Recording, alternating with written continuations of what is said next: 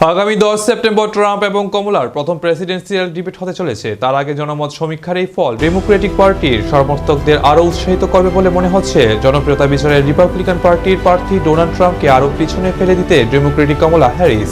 আমেরিকার প্রেসিডেন্ট ভোটের আগে ওয়াশিংটন পোস্ট, এবিসি নিউজ, হিউপোস এর জনমত সমীক্ষা অনুযায়ী আমেরিকার 49% ভোটদাতার প্রেসিডেন্ট পদে পছন্দ বর্তমান ভাইস প্রেসিডেন্ট কমলা।